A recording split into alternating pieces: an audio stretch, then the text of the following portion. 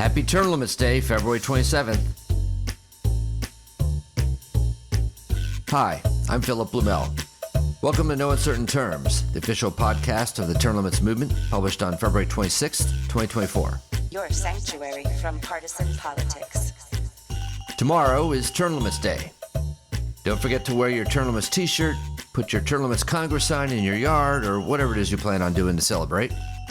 At this late hour, I suggest, if you don't have anything else planned, at least send a happy Term Limits Day February 27th message to all your friends on social media tomorrow.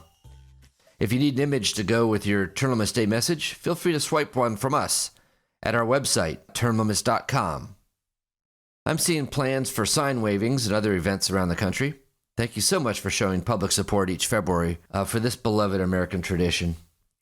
Showing public support is practical. It helps out on all of our projects, including getting candidates to sign our pledges, to vote for the term limits resolution in the legislature, for fundraising, of course, and discouraging politicians from trying to overturn existing term limits. All these politicians need to be reminded all the time that the people support this idea. Speaking of showing public support for Term Limits Day, I have to single out the sitting governor, again, of our nation's third largest state, Ron DeSantis of Florida. The governor hit the road last week to promote the Term Limits Convention. Now, Florida's already passed the resolution and reaffirmed its support in a second vote this year. But last week, Governor DeSantis visited the capitals of South Carolina and Indiana to meet with legislators to advocate for the Term Limits Convention bills in those states. Isn't that something? DeSantis also had the opportunity to speak to state and national media about the responsibility of the states to work together to use their constitutional power under Article 5 to rein in a dysfunctional U.S. Congress. One of the things that I did back in the day when I was a U.S. Congressman was sponsor a constitutional amendment for term limits for members of Congress. Now, as you can imagine, that went over like a lead balloon amongst people that were already U.S. congressmen. But it's been something that I've advocated for a long time. Having traveled the country in the last year, the number of people that have asked about support for term limits is incredible. It was something that came up all the time. And so we in Florida had certified many years ago a proposed amendment under Article 5 of the Constitution, which states are permitted to do for term limits. Our legislature's doing it again this year. There's a total of 6 states who've recently done this. I was just in Indiana today meeting with some of the senators there. Their House has done it. I think their Senate's going to do it too. North Carolina, I believe one of the houses has done it. So I was able to meet with some of the senators here because I think this is something that the people in the states have the ability to propose changes to discipline Washington. The founding fathers structured the Constitution like that for a reason. I think it's something that would get huge support. And the one thing I've noticed is it doesn't matter if you're Republican, Democrat, Independent, male, female, white, black, rich, poor, people support term limits for members of Congress. We've seen what's happened up there. It's been really poor performance for decades now. The incentives are not right. We need to change the incentives. Term limits is one way to do it. And so my hope is that states, particularly states that want to see big changes in Washington, will use the power that they have to advance these really important proposals like term limits. But we have the ability in the states working together to propose some really important changes that are going to be beneficial to this country. The governor tweeted out this clip after the South Carolina event and received coverage from national media. So why is he doing this? It's pretty clear why.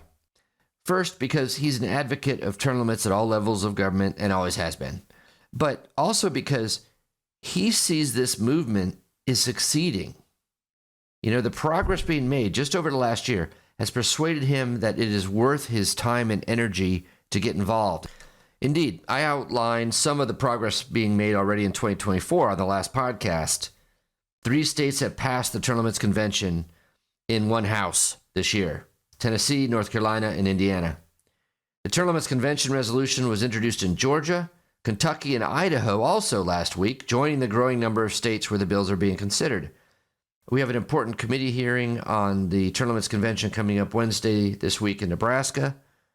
And also on Thursday in Kansas. And we probably have one on Idaho too this week, although we don't have a date yet. Here's Holly Robichaud with a couple of excerpts from her YouTube program, Breaking News on Term Limits, with a few additional updates.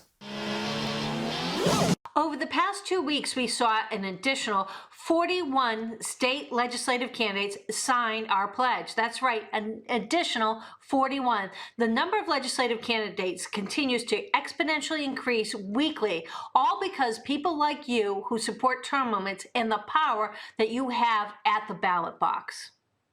We have breaking news coming out of Congress. 3 more members officially co-sponsored our resolution to propose a term limits amendment on Congress. That's right, 3 new members, 2 incumbents in the House, Representative Young Kim and Representative Michelle Steele, both of California, just co-sponsored House Joint Resolution 11. Also in the U.S. Senate, Nebraska Senator Pete Ricketts just co-sponsored Senate Joint Resolution 2 for term limits on Congress. That brings our total number of members on our bills on Capitol Hill to 126. That's right, 20 senators and 106 representatives. This is an amazing news, and we thank them for all the support. Congressional candidates across the nation of all political affiliations are continuing to see the widespread support that congressional term limits has. Over the past 2 weeks, we have seen an additional 26 congressional candidates sign our U.S. term limits pledge. For months now, we've seen an exponential trend in new pledge signers. When this election season comes to an end, it'll be our highest number ever. Thanks, Holly. So sure, this is why a sitting governor has time to work on this project. He is an ambitious man, and he sees it as a winner. This is a public service announcement. Governor Ron DeSantis isn't the only one who sees the Article 5 convention process as the key to fixing Washington. Not necessarily by actually holding a convention to propose amendments, but as a lever to pressure Congress into doing so. Harvard law professor and a one-time Democratic candidate for president, Larry Lessig, made his case at an event at the state capitol in Maine a couple weeks ago. So if you've heard anything about an Article 5 convention, you will have heard that it's never happened in America, and that the only way we've ever amended the Constitution is for Congress to propose amendments that then the states will ratify. But that fundamentally misstates our history. Because if you look at the most important amendments in American history, 3 of them were proposed because we had a civil war. Nobody wants a civil war today. But every one of the other important amendments, including the Bill of Rights, as well as the amendments that made senators elected by the people in a state, and all of those amendments came because there was an Article 5 convention movement that got states around the country to say, we want a convention to address whatever issue they want to address. And then when Congress saw the number of states calling for a convention was getting close to the number necessary to convene a convention, Congress was terrified. And so Congress then proposed the amendments the convention calls were demanding. That's the strategy we need today. We need states to convene, a call for conventions to address the critical issues that America faces, and term limits, of course, is one of those critical issues. And if we get close to the number necessary to call a convention, I'm absolutely certain that Congress will then propose the amendment, if only to stop that convention movement. So we need to understand how constitutional change in America has happened. And the convention movements have been central to that transformation. Next, more Florida news. We've discussed the bill winding its way through the Florida legislature to term limit all the county commissions in the state that are not already term limited. This bill has momentum, and it follows on the heels of a bill just last year that limited all Florida's school boards to 8 years in office. Naturally, this means that county commissioners all over the state are sending tax-funded lobbyists to Tallahassee to try to crush the taxpayers' demand for term limits. No surprise there. U.S. Term Limits Executive Director Nick Tomboulides lives in Cocoa, Florida, and made the trek to Tallahassee last week to take him on. And boy, does he, as always. Let's listen to his latest testimony. Asked to decide whether prison bars were a good idea. Would it make sense to bring a bunch of prison inmates in here to give an opinion, to decide that? If you answered no, then why in God's name would you let a bunch of county commissioners and their lobbyists tell you whether term limits is a good idea? The opponents of this bill have a conflict of interest that would make Richard Nixon blush. They all stand to lose power, prestige, and influence if term limits pass. A college freshman would fail a basic ethics class for not demanding that such a conflicted group recuse itself from this debate. So who should decide? The people of Florida should decide. And we have spoken loud and clear in favor of term limits. There's a new poll from respected pollster Scott Rasmussen shows that 76% of Floridians specifically favor 8-year term limits for county commissioners. Do small county voters, rural voters feel differently, as we've heard? Absolutely not. In small counties, support is even higher. There, it's 81%. This is the most popular and bipartisan issue in our state. It's more popular than any politician. It's more popular than beaches, pub subs, and Taylor Swift. And it's easy to see why. Term limits, hey, spitting fire here. Term limits inject new energy and ideas into statewide offices, our legislature, and countless local positions. The President of the United States has an 8-year term limit. If 8 is enough for the leader of the free world, why would any county official need more time to do their job? Sadly, the opponents of this bill— Bring it in for a landing. Yeah, the opponents have not been honest with you. They've said it should be decided at the local level, but guess what? It's not even legal. 47 of our 67 counties have no charter. When a county has no charter, that means from a legal standpoint, it has made a decision to have its government structure determined right here by the legislature, by the Florida Constitution, here at Monroe Street. That is how non-charter counties are operated. You aren't taking away local control. The locals have handed you controls. And by the way, just because a county has a charter, that's not a guarantee the citizens can get term limits. Pinellas County voted in 1996 overwhelmingly for this. Guess what the politicians did? They just ripped up the law. They never stuck it in the charter, even though the citizens did everything right at the local level. So you have an imperative to pass this bill and deliver the term limits that the people want. Thank you. Last, let's say goodbye to Representative Mike Gallagher of Wisconsin. Elected in 2017, the former Marine is coming on 8 years in office. By his lights, that means it's time to retire from Congress and move on. I was an outsider. I'd never run for anything before, and I really felt like we needed to get back to the model of a citizen legislator. You serve for a season. You don't do it as a career. Congress should not be a career. We have too many career politicians. So 8 years, my term limit is 12 years. I always had in mind this being just a season of service, not a long-term career. Well, to misquote Billy Joel, only the good retire from Congress young. Representative Gallagher has definitely been good on the issue of term limits. Early in his term, he and a bipartisan group of congressional colleagues met with the president, then Trump, to urge him to act on his ostensible support for congressional term limits. Now, recall at the time, congressional term limits had received verbal support, at least, from both Presidents Obama and Trump. Not a lot came out of it, but it was sure helpful to get air cover from the White House. We miss it. Let's hear from the freshman Mike Gallagher talking about one of his favorite causes.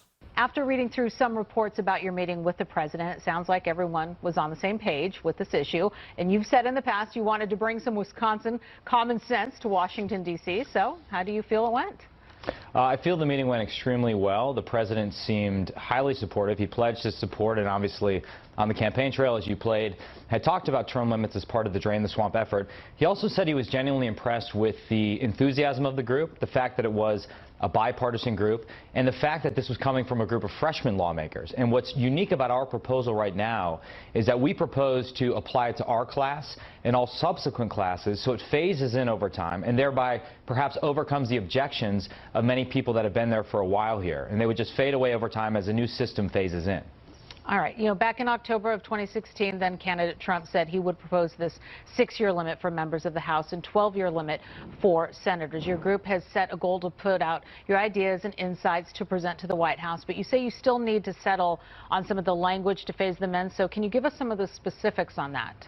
Well, we're hoping to finalize our agreement this week, and we want to maintain that bipartisan group. And we're just having a debate about what's the appropriate split. We're talking about 12 and 12 right now, and then again, it would phase in over time, which we think is a unique proposal because it says our class is stepping up to lead on this issue. And I just believe this is an idea whose time has come. Over 80% of the American people support term limits. So I understand there's going to be opposition from a lot of my colleagues, but I'm not exactly sure how you can defend the status quo. You referenced my service. I spent a lot of time in the Marine Corps where I saw something remarkable. I saw young men and women from across this country who were willing to work together despite their different backgrounds to get a difficult job done.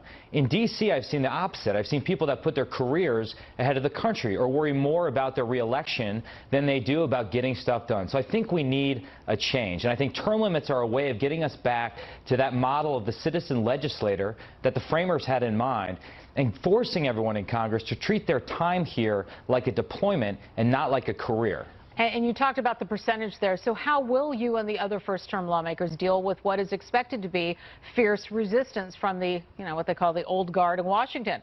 What do you say to those who are opposed to term limits, who say, we have an election process. Why does there have to be a term limit? And by the way, we'd have to change the Constitution to do this.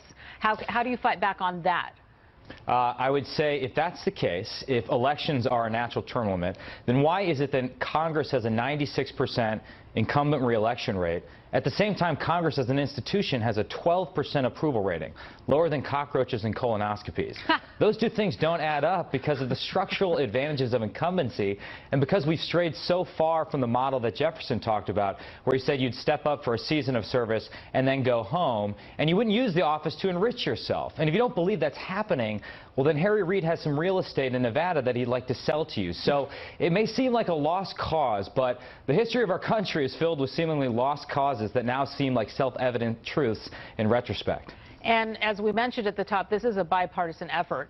How do you see this playing out? You've got a pretty good size uphill battle. Do you think you'll be able to move the needle anytime soon? As we mentioned before as well, this has been proposed for a long time.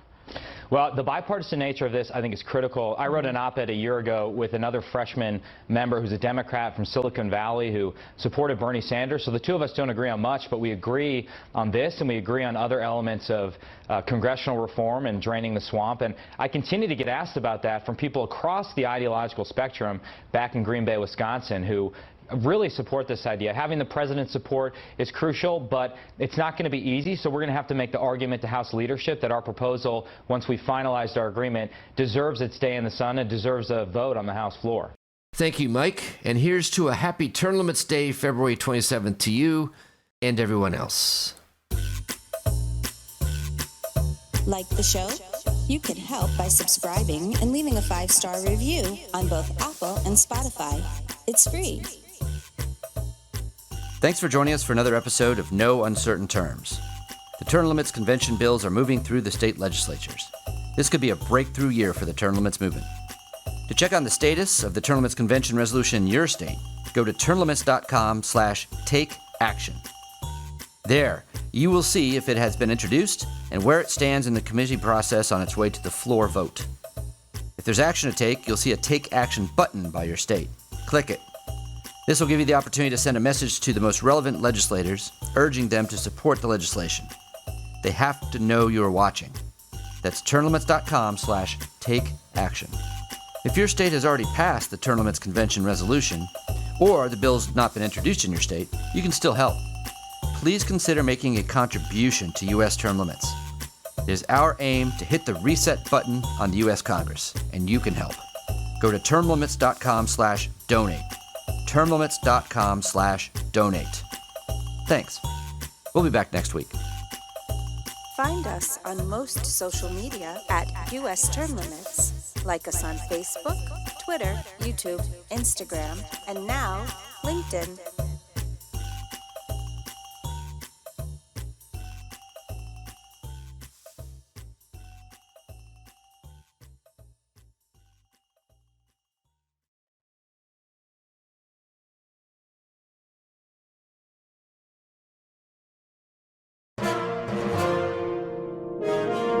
USTL.